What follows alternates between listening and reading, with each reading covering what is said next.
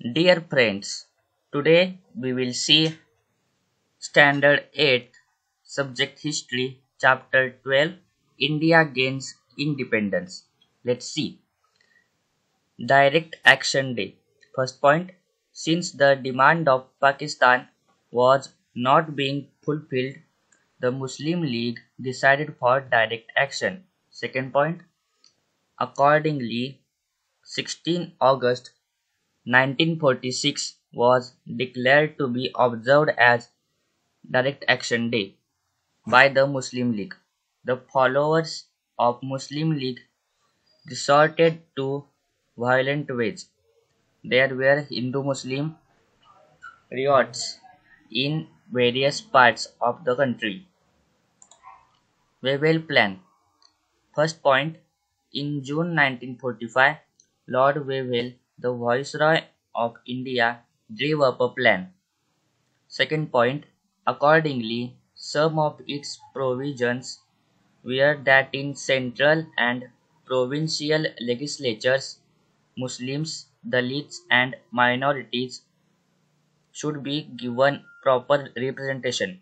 Third point, Barrister Jinnah insisted that only the Muslim League should have the right to suggest the names of Muslim representatives to the Viceroy's Executive Council. Fourth point, but the Congress opposed it, therefore the Wavell plan could not be successful. Now see extra questions.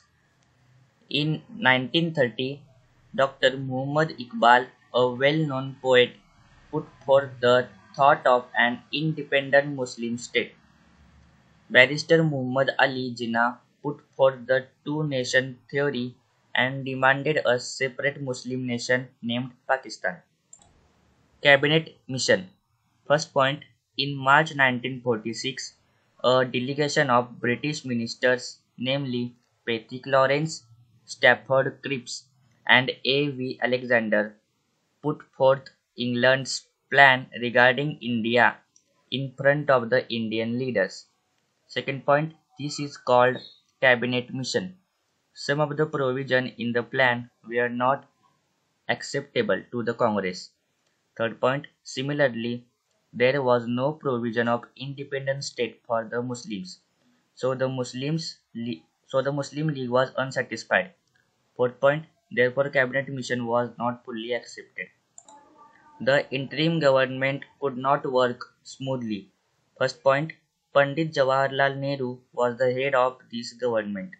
Second point, the Muslim League was initially denied to participate in the interim government, but later participated in it. Third point, but since the leaders of Muslim League adopted the policy of obstruction. Fourth point, hence the interim government could not work smoothly. Now let's see extra points.